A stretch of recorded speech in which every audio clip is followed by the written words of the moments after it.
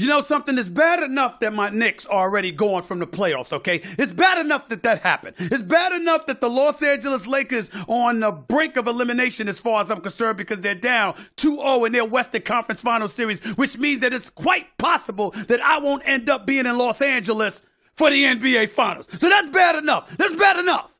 But then I hear about ladies wanting to violate NDAs with the great Tiger Woods. I hear about people complaining about men that are splitting obligations with their spouses. I mean, I'm just wondering right now where I'm going to go today. I haven't figured it out yet, but I will in a minute. The Stephen A. Smith Show is here.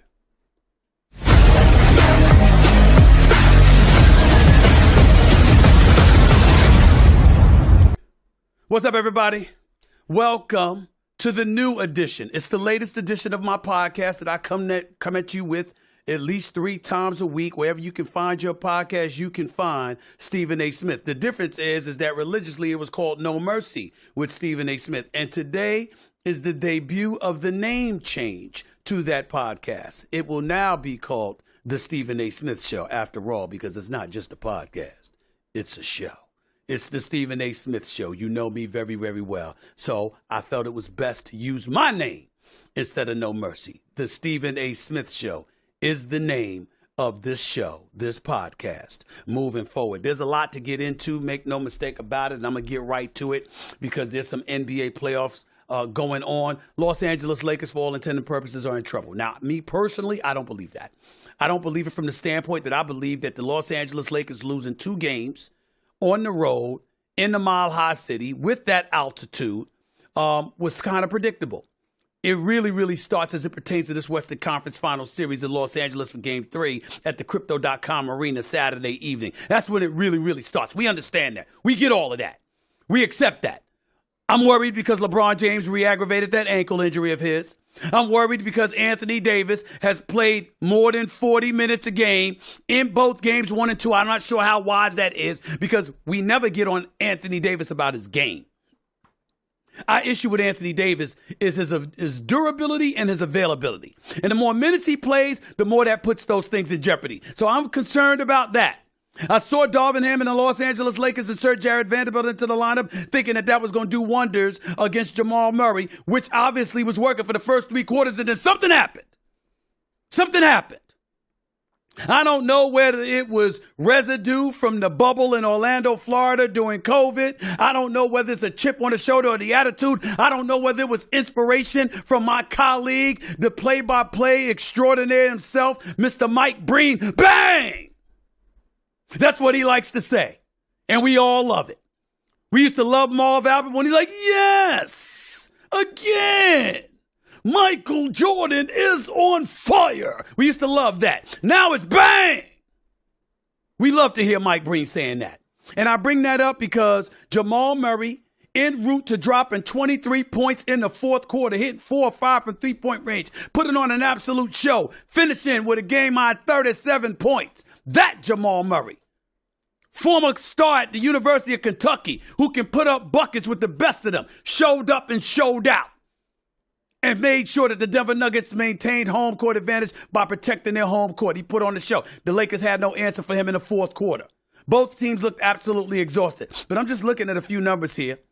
Just a few numbers that I wanted to throw out to y'all, just in case you cared. Teams taking a 2-0 lead in the Western Conference Finals since 1970-71 have ultimately finished 56-6 in the series. The Lakers are 0-3 all-time in conference final series after falling behind 2-0. The Nuggets improved to 8-0 at home, 8-0 at home this postseason, 42-7 at Ball Arena overall, the best home record in the league this season. The home team has won all 6 games between the Lakers and the Nuggets this season. The Lakers are 2-6 on the road this postseason compared to 6-0 at home. They're going into the Crypto.com Arena this weekend, undefeated at home in the postseason. They've won 9 consecutive home games dating back to the regular season. Dating back to 2011 postseason, this is the 17th time LeBron James has lost game 1 of a playoff series. Do you know what his record is in the previous 16 series? When LeBron James has lost game 1 of a playoff series? 11-5. He's won 11 of those series. Jokic, he had 23 points, came down to earth after dropping 36, 21, and 14 in game one. He had just 23 points and 9 of 21 shooting, but still had 17 rebounds and 12 assists, 3 steals. The man had another triple-double. He's sensational. Slow as a snail, can't jump onto a curb, big tub of lard, and you can't stop him. It's just the truth. Okay, so we know all of this about Jokic. We understand it. We respect it. We see what it's all about. It is what it is. Triple-doubles. 4th straight triple-double, 5th in the last 6 games. Jokic joins Wilt Chamberlain, 1967, as the only players with 4 consecutive triple-doubles in a single postseason. It was his 7th triple-double in this year's playoff. That also ties Wilt Chamberlain, 1967, for the most in a single postseason. Okay, I'm just throwing out these notes here. Jamal Murray, first 3 quarters of game 2, 14 points, 5 of 17 shooting. 4th quarter, 23 points, 6 of 7 shots, 4 of 5 from three-point range. Through 2 games against the Lakers this series, 68 points on 45% shooting with 7 steals. That's Jamal Murray we're talking about. And he shot 40% or better from three-point range in 8 postseason games this year, and the Nuggets have won all 8 of those games, which means you got to slow this man down if you're going to have a shot to win this series. Now, I believe that the Lakers come back and tie this series 4-4. That's with a healthy LeBron James. That's with an Anthony Davis doesn't look like he's about to collapse because he's so damn tired. That's assuming those things happen. And obviously playing in L.A. as opposed to the high altitude of the Mile High City is a different challenge. But when I look at the Los Angeles Lakers, that's just where I'm at with it. They got a shot. They can even this series. I got Denver winning it at 7 because I can't see the Lakers going to Denver and beating Jokic in a game 7 in Denver. But if anybody can do it, it's LeBron James. We all know this. And LeBron James is not 100% healthy. But I do want to say this about LeBron James. A person I believe to be the 2nd greatest player in the history of basketball. The 2nd greatest player in the history of basketball. That is LeBron James. I'm sorry, ladies and gentlemen, better than Kobe. Not a better scorer, per se, because Kobe was an assassin, but Kobe was second to MJ in that department, and we understand that. But in terms of all-around b-ball skills and what have you, and what LeBron brings to the table, I think he's proven with his resume, his longevity, his dependency, etc., he is the 2nd greatest player in the history of basketball. But LeBron James, if you're listening, could you do me a favor? Please, pretty please, with sugar on top. Could you stop shooting damn three-pointers? I mean, you absolutely, positively have sucked at shooting threes this postseason. LeBron James has been awful shooting the basketball from three-point range. There's no other way to slice it. And when you look at him this postseason, quarter by quarter, LeBron James is averaging 4.5 points in the 4th quarter. We could get into all of that later. We'll talk about this. Actually, I'll get into it now. Endurance issues do come into play because LeBron James is averaging 5.7 to 7 points per quarter through the first 3 quarters on over 50% shooting this entire postseason. Yet in the 4th quarter, LeBron James' numbers dropped significantly to 4.5 points per game on 34% shooting, including 1 of 20 from three-point range. 1 of 20 in the 4th quarter shooting threes. Will you just stop? Will you just stop? Take your big ass to the hole. You're 260 pounds. You're a walking behemoth. Everybody is miniature compared to LeBron James. I should say everybody. That tub of lard that is Jokic, he's not smaller. But my God. I mean, are you trying to just emulate John Starks? I'm a Knicks fan. I'll never get over him shooting 2 for 18 and 1 for 11 from three-point range in a Game 7 of an NBA Finals against the Houston Rockets that lost the Finals to Elijah Wan and them. And I love John Starks, but I'll never get over that. I'll never get over that. I think the only moment that was worse than that for me, or comparable, I shouldn't say worse, comparable to me, was when Tim Tebow, who I love, he's my friend. He's my friend. But we all know I felt Tim Tebow couldn't throw the football. He was completing 46% of his passes when he was a starting quarterback for the Denver Broncos. And this dude throws the ball over the middle to Demaryius Thomas for an 80-yard touchdown to win a damn playoff game for the Denver Broncos against my Pittsburgh Steelers. I've never forgiven Ike Taylor for that. I've never forgiven him. Now, I'm a Christian man. I'm a God-fearing individual. And I'm supposed to be forgiving. But damn it, it's tough. It's worn on me heavily. I've never gotten over that. I've never gotten over that with Tim Tebow. Tim Tebow threw a touchdown pass for 80 yards. Ike Taylor couldn't keep up with Demaryius Thomas. And I'll never forget, as long as I live, I fell on my face and collapsed and stayed there for 2 hours fighting back tears because of how miserable I was, because I knew I was have to come into work every day on First Take at the time with Skip Bayless, who was the ultimate Tebow lover. I knew. I've never wanted to call in sick for work more in my life. I've had food poisoning to COVID. And I wanted to work more then than I wanted to work that next day after Tim Tebow threw a damn touchdown pass to win a playoff game against my Pittsburgh Steelers, knowing I had to come into work the next day with Skip Bayless sitting across from me. But I digress. Back to LeBron James.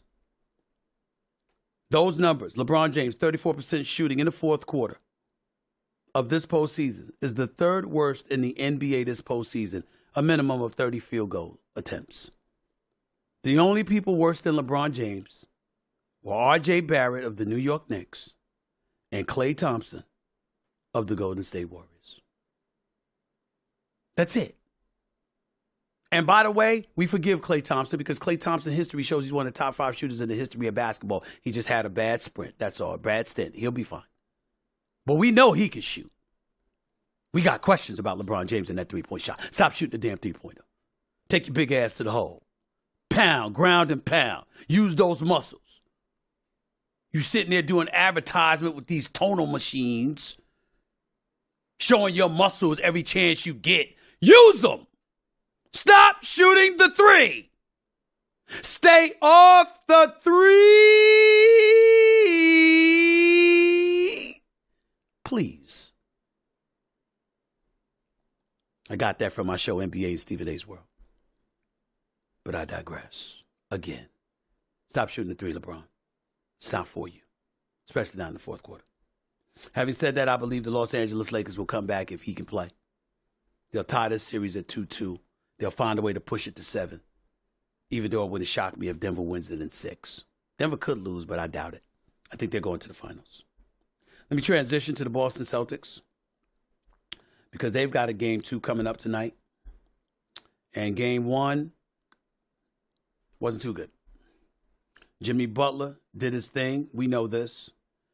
Last year in the playoffs, in games that Miami won, 7-game series, went 7 games, Jimmy Butler averaged 32 a game in the 3 games they won. He averaged 20 a game in the 3 games they lost. So somehow, some way, it might behoove you to neutralize him. That's number 1.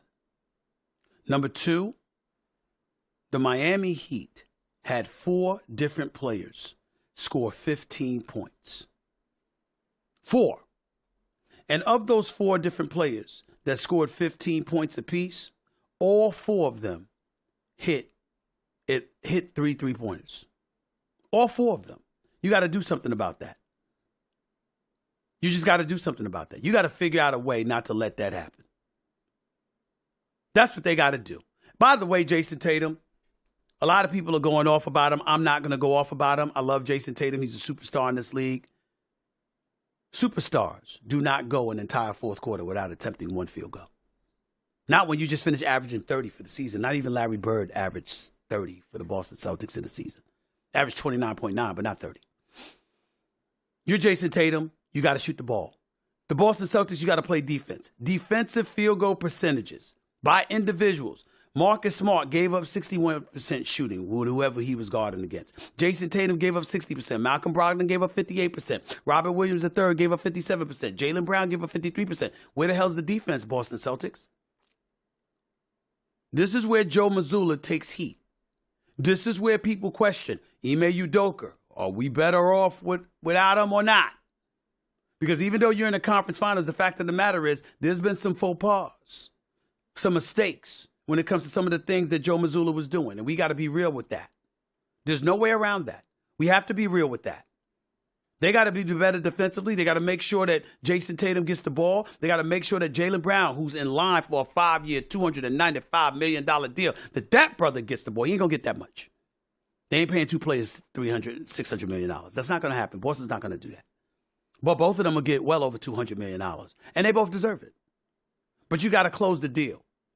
And Jimmy Butler is coming at them now like a Rough Rider. He ain't scared. He told them before game one he was going to beat them. And nobody brought it up as bulletin board material, as my man Jalen Rose said, because guess what? We weren't surprised. Because Jimmy Butler is that dude. So we just got to be honest about it. We got to be real with it and authentic with it. Jason Tatum's got to shoot the ball in the fourth quarter. Him and Jaylen Brown have to be more efficient. They all got to stop turning the damn ball over. And they got to play better defense because that's what the Boston Celtics were doing under Ime Udoka. And they're not doing that this postseason enough under Joe Mazzulla. And the 4 players for Miami that shot threes, Gabe Vincent, Max Strus, Kyle Lowry, and Caleb Martin, each scored 15 points, each connected on three three-point field goals apiece. You got to do something about that. It's just that simple. Heat are 11-2 when Jimmy Butler scores 35 or more points in a playoff game. Jimmy Butler joined Russell Westbrook from 2014 and Michael Jordan from 1989 as the only players with at least 35 points, 5 assists, and 5 steals in a conference finals game. Miami 7-0 this postseason when Jimmy Butler scores 27 or more points. He had 20 at halftime, game 1. 12 of 25 field goals he finished with for the game. That's 48% shooting. It was Butler's 5th game with 30 or more points this postseason, and he added 7 assists, 6 steals, 5 rebounds. 3-point field goal shooting, Miami, one of the worst offenses in the NBA this past season. 16 of 31 shooting from 3-point range. They also shot 10 of 15 from mid-range. Boston was 10 of 9 from 3-point, 34%. Last stat that we all need to pay attention to. Do y'all know over the last 2 postseasons, the Boston Celtics are a 500 team at home? 10-10 in the postseason, compared to 12-6 on the road. They fell to 4-4 at home this postseason, but they're 4-2 on the road this postseason. They were 32-9 at TD Garden in Boston during the regular season. Something's got to give. Boston's got to win game 2. I don't give a damn how good they are on the road. I don't think you're coming back against this Miami team down 0-2 after losing your first 2 games on your home court. No matter how good they are on the road, I don't believe that for a second. So they're going to have to get it together. On a separate note, I wanted to give out heartfelt condolences to the family, the loved ones, in the sports world, because we lost a great one today. About 30 minutes before this show began, live right here on YouTube, the Stephen A. Smith Show. It's been renamed from No Mercy with Stephen A. to the Stephen A. Smith Show. And that is the name it will have for as long as I'm doing this from now on. Learned a half hour before the show that Hall of Fame running back Jim Brown, the great Jim Brown, has passed away. I knew Jim Brown. We spoke not often, but we spoke on quite a few occasions. This is a man that I loved and revered and always will. He was 87 years of age. His birthday was May 18th. NFL 9 years. One of the greatest running backs, universally recognized as arguably the greatest running back in NFL history for a long, long time. There have been other greats. Barry Sanders was in a class of his own. Emmitt Smith was an all-time leading rusher when he retired. With sweetness, Walter Payton was absolutely phenomenal. The list goes on and on. I mean, you got great ones all over the place. You know, Terrell Davis, Thurman Thomas, so many others. You know, Tony Dorsett. I mean, the list just goes on and on and on. When we think of Earl Campbell, I'm just thinking about some of the great running backs in NFL history off of the top of my head. You know, I mean, what can you say? From a Steelers perspective, obviously people want me to mention Franco Harris. All right, fine. I didn't consider him on their level, but I get you. There's a lot of great running backs in NFL history. Jim Brown was universally recognized as one of the greatest, and in some cases, the absolute greatest. He played for the Cleveland Browns from 1957 to 1965, 9 years. Of those 9 years, 7 of those years, he never rushed for less than 1,200 yards. Ever. Career 5.2 yards per carry. And he would get up after every tackle and get up slow and give off the impression that he was hurt or whatever. He was just a poised individual that took his time. That was incredibly thoughtful. But that's what y'all know about Jim Brown. Here's what I know. I know that Jim Brown was the founder of the Amer-I-Can Foundation, M-A-E-R, spelled American, but Amer-I-Can. And it was a foundation that he started because he wanted to facilitate the matriculation from former prison inmates back into the real world. That was something that was near and dear to his heart. That was something that was important to him. He was a guy that knew where he came from, never ever forgot where he came from, and conducted himself in that fashion at every turn. He's somebody that was a civil rights activist when Muhammad Ali didn't want to enter the armed services after being drafted to go to the Vietnam War, and ended up being stripped of his heavyweight boxing crown, unemployed and not allowed to earn a living for at least 3 years. Jim Brown was one of those people standing behind him in support of him, along with Kareem Abdul-Jabbar and Bill Russell and so many other African-American, black, dignified, upstanding, elite athletic individuals that were willing to not just put their careers but their lives on the line for the betterment of our society. So people like me could come up one day and achieve the things that I could achieve, and to help others from my community do exactly the same. They weren't just great athletes. They were sensational athletes who were incredibly brave individuals that were willing to make the necessary sacrifices in order to make this world a better place. And Jim Brown was most certainly one of those people. I love this man. I appreciate this man. I'm grateful to this man for all that he's meant to me, for all that he's meant to the black community, and for all that he's meant to the human race. He will truly be missed, but never forgotten. We'll be back with more of the Stephen A. Smith Show in just a minute. It's getting hot outside. The conversations on this show often get heated. The Heat were literally just in New York going against my hometown Knicks. A lot of heat going on. Sometimes we need to find ways to chill instead. How's a nice cold Coors Light sound? It's the beer that's made to chill. And if you can get someone like me, someone who's fiery, passionate, outspoken, not scared to say whatever the hell I want, if you can get someone like me to chill, that's how you know it's a good beer. Coors Light is perfect for chilling with friends, letting loose, kicking back, watching sports, forgetting about the stresses of the day. And that's because everything about it is chill. Cold filtered, cold packaged, cold as the Rockies. Summer's coming, y'all. This is your beer for this summer. When you choose to chill, pair your plans with an ice-cold Coors Light. Get Coors Light delivered straight to your door with Drizzly or Instacart by going to CoorsLight.com/mercy. Celebrate responsibly. Coors Brewing Company, Golden, Colorado.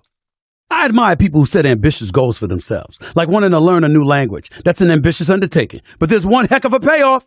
All those vacations you can confidently go on, new cultures you can experience. Learning a new language is more than a worthwhile venture. But where do you start?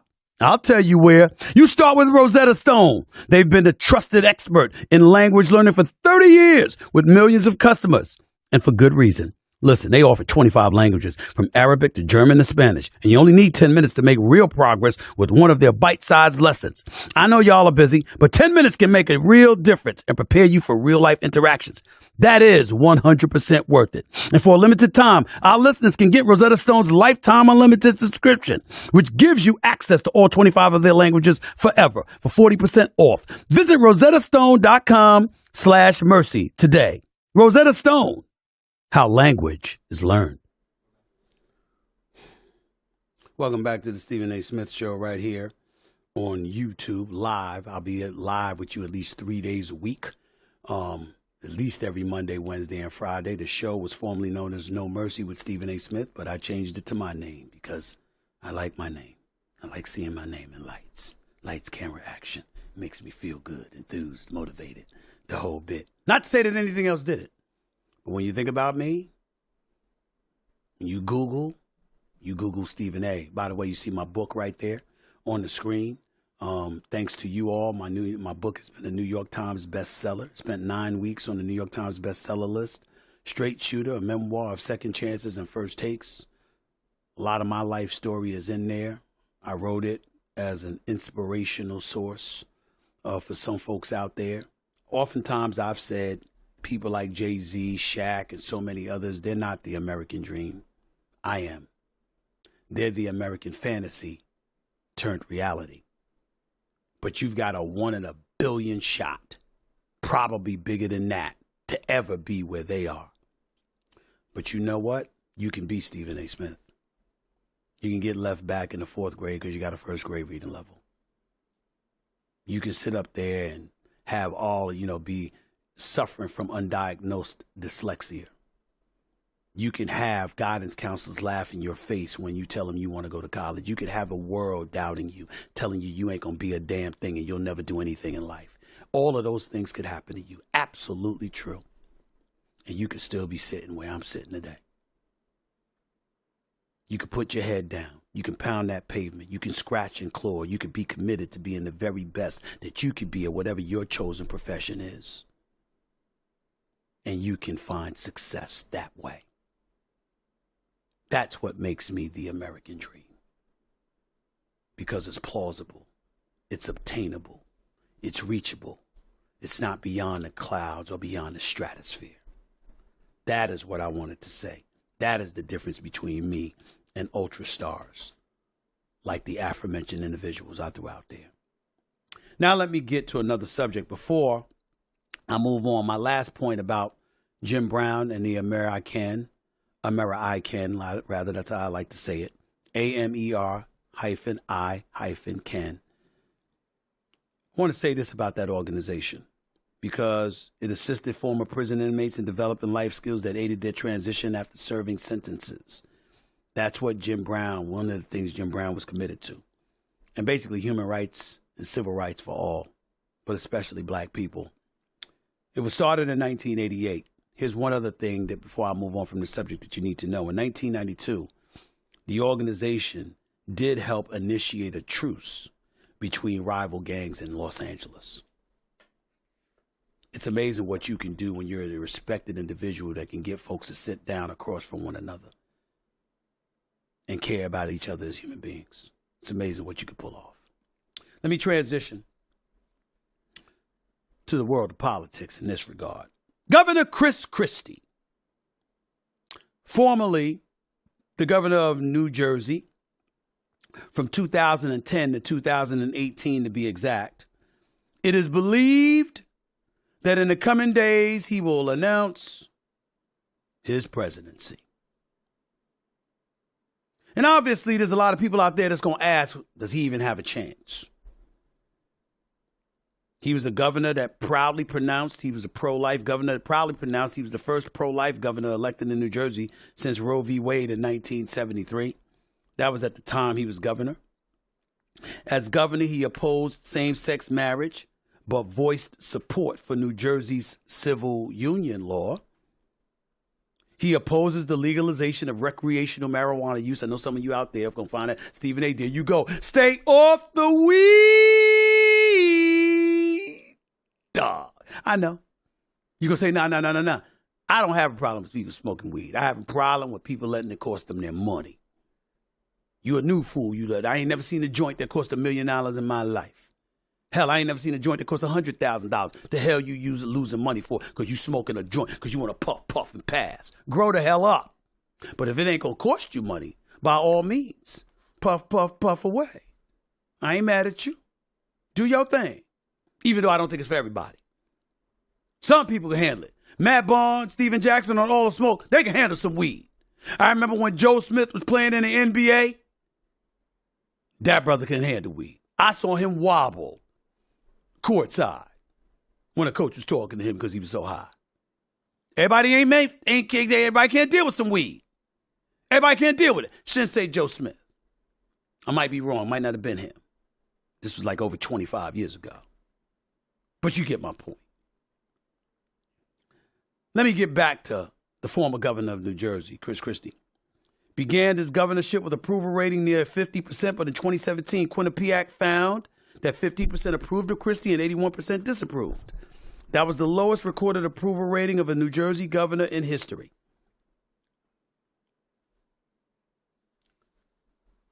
I don't need notes to say what I'm about to say. There's a lot of you, because of some of the conservative views I've expressed, that have been under the impression that I'm a Republican. I am not. I vote Democrat, even though I'm not willing to deny that may change, because I'll be damned if I'm happy with this administration. But I'm going to tell you something. In my lifetime, I have voted for one Republican. That Republican was Governor Chris Christie of New Jersey. I didn't know him then. I just knew that I felt that Corzine was a mess, and I did not want him to be my governor. And I like Chris Christie's no-nonsense approach, how he was in your face. He wasn't scared of confrontation, because that comes with the job, and you can't be scared of that.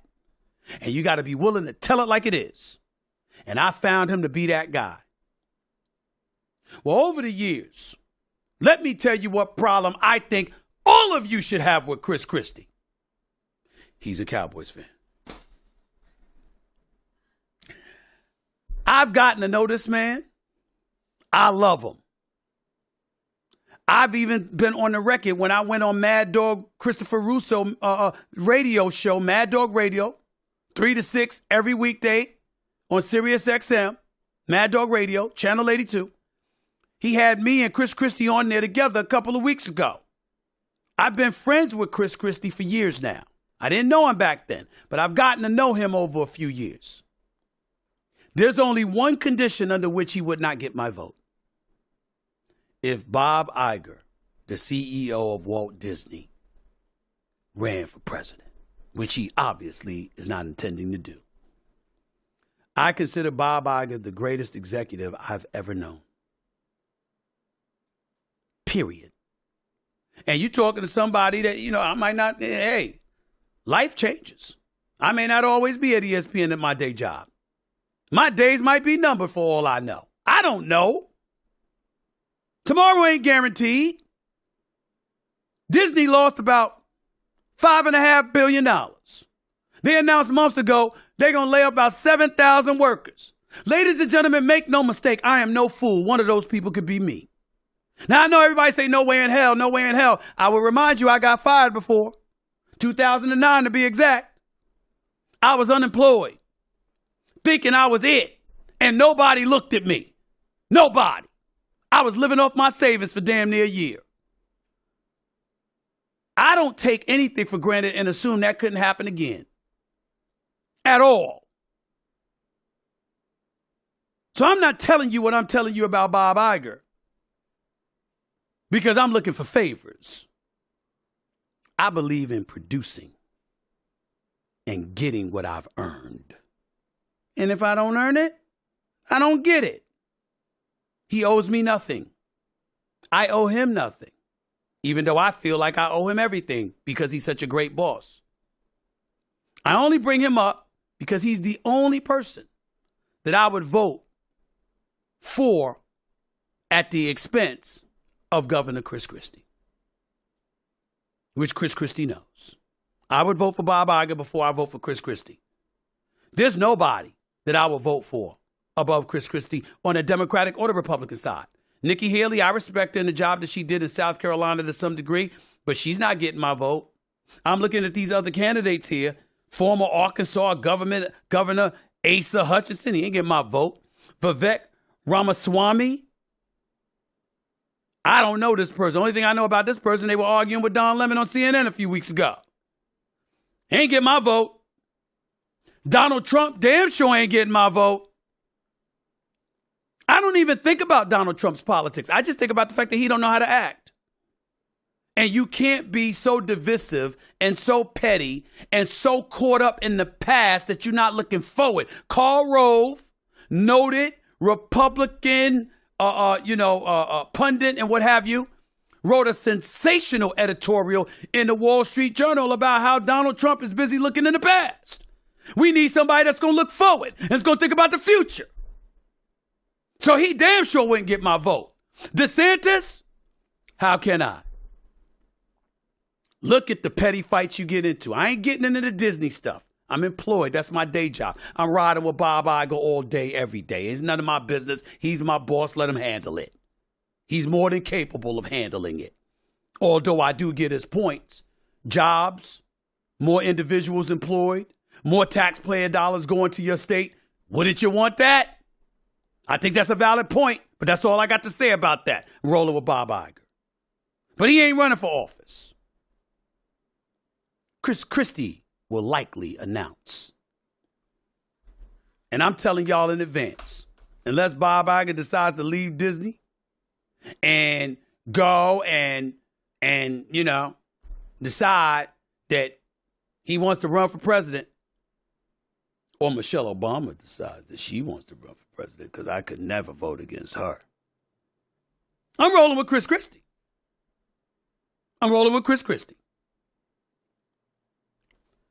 The man is smart as a whip. If I recall correctly, former prosecutor, never really asked him about that. Only thing I hold against him is that he's a Dallas Cowboys fan. I don't understand this fixation on the Cowboys. I just don't get it. Don't you understand they could contaminate you and they could cost you the election? If I were Chris Christie, as much as I love my buddy Jerry Jones, my Libra brother, because I do love him, the fact of the matter is, it could bring you bad luck. We all know a black cat's running around that franchise. Chris Christie got to disassociate himself from the Dallas Cowboys if he's going to run for election. Because it ain't going to win you any votes beyond the South. And damn it, in the South, some of those folks may not give you that vote. So he got to disassociate himself from the Cowboys. But in all seriousness, because I'm just joking there, but in all seriousness, there's a couple of other things that we got to pay attention to. Number one, let's get the obvious out of the way. I'm going to read from my notes because my researchers did an extraordinary job in putting this stuff together. The least I can do is read their material, because it's all factual and it's right and it's on point and y'all need to know it.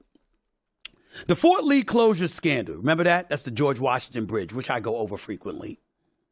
AKA George Washington Bridge closure scandal was a scandal involving a staff member and political appointee of Governor Chris Christie's colluding to create a traffic jam in Fort Lee, New Jersey by closing lanes at the toll plaza in 2013. Investigations found that the lane closures were retribution against Fort Lee Mayor Mark Sokolich for not endorsing Christie. Mr. Sokolich, if I mispronounce your name, I apologize. Sokolich. Sokolich or Sokolich? Mark Sokolich, for not endorsing Christie. It was orchestrated by 3 of Christie's employees and executives. The 3 officials were found guilty and were sentenced between 18 and 24 months in prison. While Christie was never charged in the case, the testimony painted an unflattering picture of his administration and damaged his presidential aspirations, so they say. In January of 2014, there was a wide range of opinion about the impact of this scandal on a potential 2016 presidential bid. By February 2014, national polling showed a substantial erosion in his political standing and his 2016 presidential campaign prospects. Fast forward to 2024, Christie's been talking to potential donors, staffers, and others to discuss a campaign for president in 2024. He is in the process of making a decision and has indicated he will make one in the coming weeks. Ladies and gentlemen, let me tell you what I know about Chris Christie from personal interaction. He's smart as hell. He knows what the hell he's talking about. He knows all the issues. He knows how to lead. Whether you like his policies or not is for you to determine. But when we consider how DeSantis is acting and engaging in a pettiness that he's engaging in, because it is petty. When you consider Trump, who lives in pettiness. I mean, he's more preoccupied with talking about how the election was rigged instead of talking about winning 2024. He's setting the stage that if he doesn't win going forward, it's rigged again. He wants chaos. Remember the movie Batman? The Dark Knight? Remember when the butler, Albert, was talking to Christian Bale, who played Batman. And remember when he talked about this story about some person that was in the jungles or was parading through Europe or whatever the hell it was that he said. And he said he was robbing people and killing people and stuff like this. And they thought they wanted to pay him off and stuff like that. But he wouldn't take the money. And they couldn't figure out why. And then he looked at Batman and he said, some people can't be bought. Some people just want to see the world burn. Now, clearly, we ain't going to say that Trump can't be bought. We ain't going to go that far. I mean, whether it's real estate issues, Russian collusion, which hasn't proven to be true as far as I'm concerned, or whether a bunch of other stuff that you want to point to. The bottom line is when you file for bankruptcy multiple times and, when you're filing lawsuits all over the place and stuff like that, obviously money matters a lot to Donald Trump. When money matters that much to you, you can be bought. But it is clear that if he doesn't win, he wants to see the world burn. In the case of Christie, that's not so. Christie can be a fire breather. He can be combative. He will stand up for himself. He will go toe-to-toe with anyone on the issues. He's articulate about the issues. He knows what's going on. And he ain't backing down from anybody. I can tell you that, including Donald Trump and Ron DeSantis. Yet, he knows Donald Trump lost the election. Yet, he's not talking about stuff that's been rigged. Yet, he's not engaged in the pettiness that Ron DeSantis has been engaged in, which Chris Christie himself has spoken out against, nor is he engaged or has been engaged in the salacious nonsense that Donald Trump has repeatedly found himself in.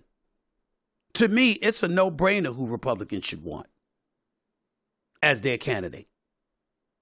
And to me, it's a no-brainer that if the Democrats don't come up with somebody other than Biden and Kamala Harris, their only hope of recapturing the presidency in the White House is for Donald Trump to run, to be the Republican nominee. That's all I have to say about that. Bob Iger. And who can vote against Michelle Obama? Two people who never want to run for president, it appears. Those are the only two people I'd give a shot to beat any Republican candidate outside of Donald Trump. And maybe now Ron DeSantis. But if Chris Christie was the Republican nominee, I don't think anybody out of those two individuals I mentioned have a chance in hell of beating him. Not a chance in hell.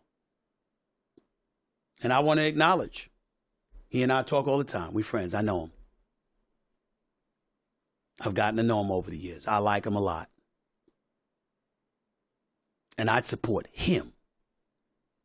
I ain't say I'd support Republicans, but I'd support him. Just like I'd support Barack Obama if he could run again. I'd support Michelle Obama. I'd definitely support Bob Iger. He's always got my support. That's my guy. Just the way it's going to be. Back with more of the Stephen A. Smith Show. The debut of the Stephen A. Smith Show in a minute. All right, ladies and gentlemen, we're talking about a great place to find amazing items today. We're talking about Etsy. They have the types of beautifully made items made by independent sellers that you just won't find anywhere else. I'm talking about custom bobbleheads made from whatever picture you send to the seller. I'm talking about mugs made out of baseball bats. I'm talking about personalized golf balls that make the perfect gift. Something I saw recently that I thought was real cool, a periodic table of elements. But they're all elements of classic hip-hop. That's the type of creativity these sellers have through gifts, clothing, home decor, furniture, art, and so much more for all budgets and any occasion. There's no other shopping paradise like Etsy. I'll tell you that right now. New to Etsy. Use the code NEW for 10% off your first purchase. That's code NEW, N-E-W. Maximum discount value of $50. Offer ends June 30th, 2023. See terms at etsy.com/terms for home, style, and gifts. Shop Etsy.com. That's ETSY.com. Etsy has it. Before I get on out of here today, I want ladies everywhere to know that I'm issuing you a warning, you can feel free to leave right now. You might not want to hear what I have to say. I want ladies everywhere to understand. You can leave now. I understand. Because contrary to the nonsense that trolls try to disseminate to the masses, as a man raised by 5 black women, 5 strong black women, 5 independent black women, got my assistant sitting next to me, my assistant extraordinaire. Her name is Sumatra. She ain't no joke either. She be ready to punch people in the face all the time. Yes, she can get violent. Yes, she scares her own boss. This is true. Okay? But there comes a moment in time when a man has to be brave and he has to stand up. This segment right here, ladies and gentlemen, is for the fellas. It's for the fellas everywhere. I'm going to be anti-Oprah here, who I love. I'm going to be anti-Gayle King here, who I love. I can't take it anymore. We ain't going to be victimized like this again. So you see this story, because I got 2 of them. Let me get to the first one. Judge rules for Tiger Woods in the NDA situation with his ex-girlfriend. NDA means non-disclosure agreement, for those of you who don't know. Congratulations. Let me read the details. A judge in Florida has ruled that Tiger Woods' ex-girlfriend, Erica Herman, must abide by a non-disclosure agreement she was seeking to have nullified. Herman is suing Woods and the home trust he owns for $30 million. Why is she suing, dare I ask? Herman claimed the agreement was not valid due to a federal law that limits the enforceability of NDAs in cases of sexual harassment or abuse. But the judge ruled that she provided no evidence of any sexual misconduct. So she didn't really have a case. In the suit, Herman alleges she was locked out of their shared home in Florida after she was, quote, duped into packing her bags for a holiday.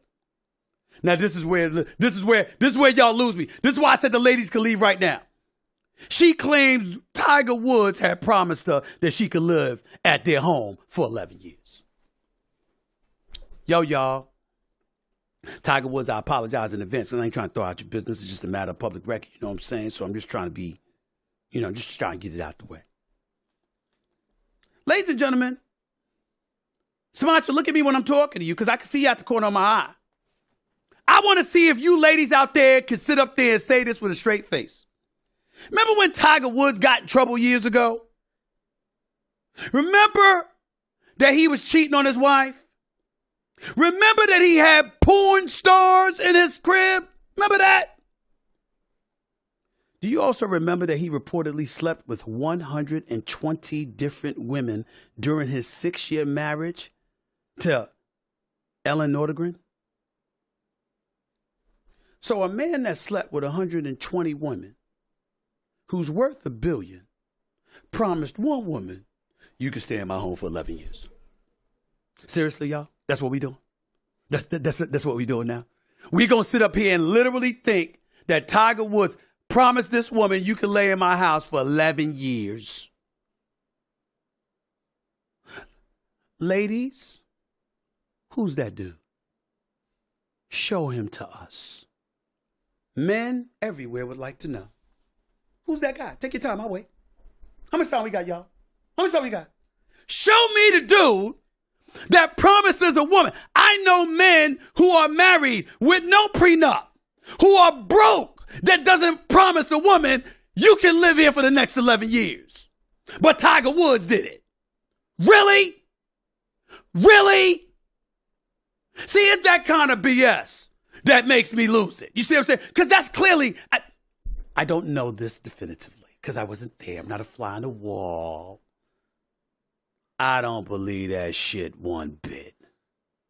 Come on. 11 years? Really? Really? I'm a billionaire. I got porn stars on speed dial. I had 120 women when I was married, so Lord knows what I might have now that I'm single.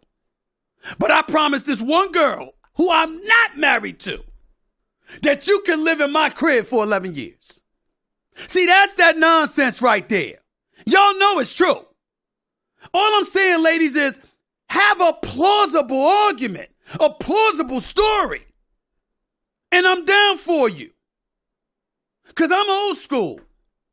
I believe that if you are a man and you are well off, any woman you with, you should take care of. It doesn't mean you have to pay every bill or anything like that, but you're supposed to take care of them. They ain't ever supposed to struggle.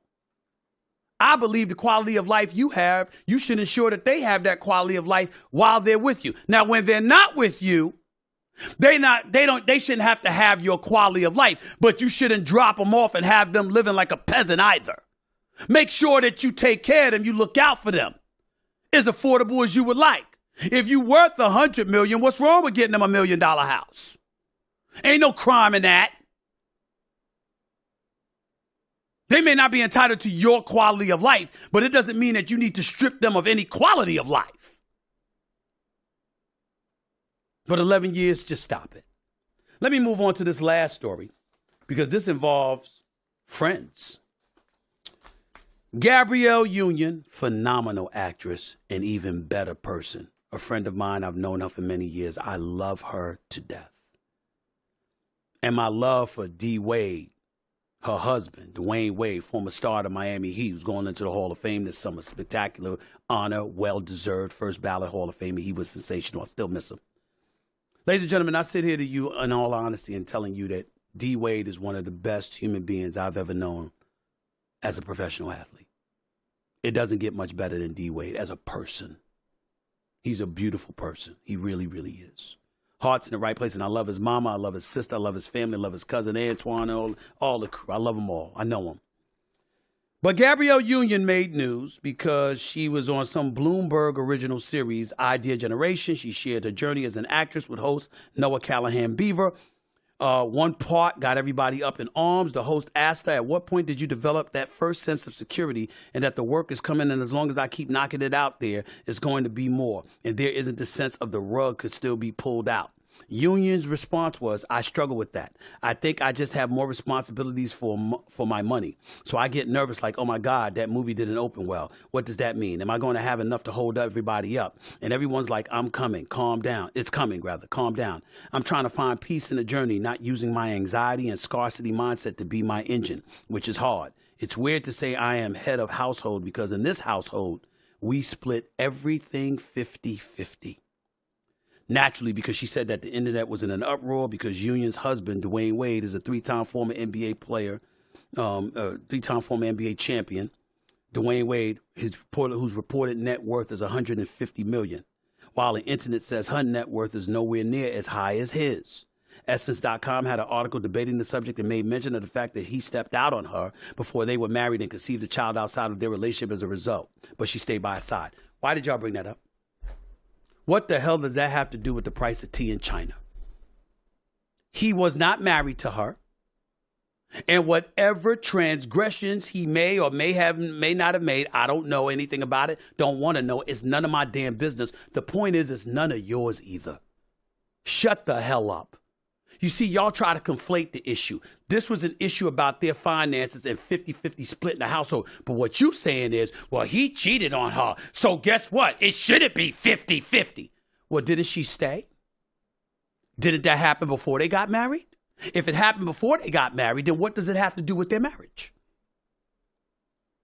That's point number one. Point number two, last time I checked, 2 consenting adults reached a conclusion as to how they want to divide the assets in their household. Number 3, and more importantly, wondering why some of y'all ain't married? Because that kind of attitude will leave you single. Now let me drop back and dial it back a little bit. That kind of attitude will leave you single. You are absolutely right from the standpoint that any man that is well off, if you love your woman, you take care of her. And if you don't love her anymore, how about being a decent, God-fearing individual who came out of the womb of a woman, understanding the importance of taking care of a woman to the best of your ability, simply because you at least once loved her and she deserves that. I get that. But the reason why we got such a problem in today's day and age is because you have folks that want it both ways. On one hand, you'll walk around spewing that entitlement stuff, even for stuff you ain't entitled to. And on the other hand, 1 minute is that and another minute is independence. Another minute you want to be out on your own. Another minute you want to do what you want to do, when you want to do it, how you want to do it, with whomever you please. You don't want to answer to anybody, especially a damn man. But he should give me this. Really? Really? We'll talk about this because I don't run from relationships issues on anybody. I'm not talking about myself. Because I'm a private individual and my relationships or lack thereof are none of anybody's damn business. I'll be quick to tell you to kiss my ass in a heartbeat before I tell you my business. But I'm damn good at giving advice. I'm damn good on deducing a situation and going and maneuvering through the minefield and telling you what's the best course of action and what may not be the best course of action. These are the kind of things that you need to know. These are the kind of things you need to inhale and embrace. Just remember that. We'll talk about this more in the days and the weeks to come because I ain't going anywhere. That's all I had to say about this particular episode of the Stephen A. Smith Show. It is no longer No Mercy. It is the Stephen A. Smith Show. I'll be coming at you live a minimum of 3 days a week. Minimum every Monday, Wednesday, and Friday, 4 p.m. Eastern, 1 p.m. Pacific. Make sure you tune in because I always got something to say. And you know I don't hesitate to bring it. I'll never let you down in that department. Till next time, peace and love. Enjoy y'all weekend.